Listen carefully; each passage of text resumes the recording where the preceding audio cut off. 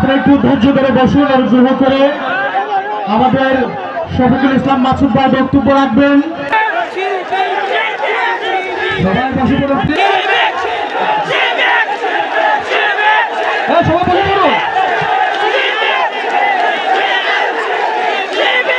আলহামদুলিল্লাহ।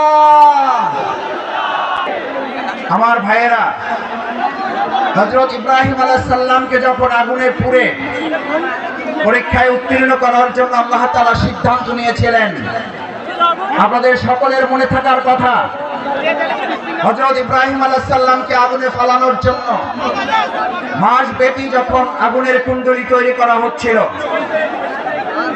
সমস্ত মানুষ শুধু নয়, ফেরেশতাকুল, সমস্ত পশু প্রাণী আল্লাহর দরবারে আহ্বান করেছিলেন, দোয়া করেছিলেন, আল্লাহ এই বিরাট পরীক্ষা থেকে, নির্যাতন, নির্মমতা থেকে হযরত ইব্রাহিম আলাইহিস সালাম আপনার প্রিয় বন্ধু খলিলুল্লাহকে আপনি হেফাজত করুন।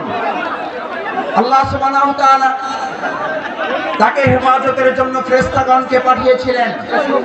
আপনাদের সকলের মনে থাকার কথা, হযরত জিবরাইল আমিন ইব্রাহিম আলাইহিস সালামের কাছে গিয়ে আবেদন করেছিলেন, ইব্রাহিম, আমি আল্লাহর পক্ষ থেকে আপনার কাছে এসেছি, যদি আপনার কোনো সহযোগিতার প্রয়োজন হয় তাহলে আপনাকে আমি সহযোগিতা করতে চাই।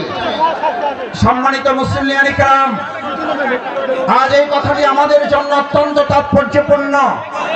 যদি কেউ মনে করেন পরিস্থিতি ভালো হয়েছে সেজন্য হয়তো আমরা এই কাজ করতে পারছি, কিন্তু আমরা এই কথাও পরিষ্কার বলি, আমাদের কাছে পরিস্থিতি ভালো হলেও আলহামদুলিল্লাহ, আমাদের কাছে পরিস্থিতি প্রতিকূল হলেও আলহামদুলিল্লাহ, আমরা শত প্রতিকূলতার মধ্যেও দুনিয়ার কোন সহযোগিতার কাছে মাথা নত না করে হযরত ইব্রাহিম আলাইহিস সালাম যেমন জিবরাইল আমিনকে বলেছিলেন, আমার যদি সহযোগিতার প্রয়োজন হয় তাহলে আমি একমাত্র সহযোগিতা গ্রহণ করব মহান আল্লাহ সুবহানাহু ওয়া তাআলা।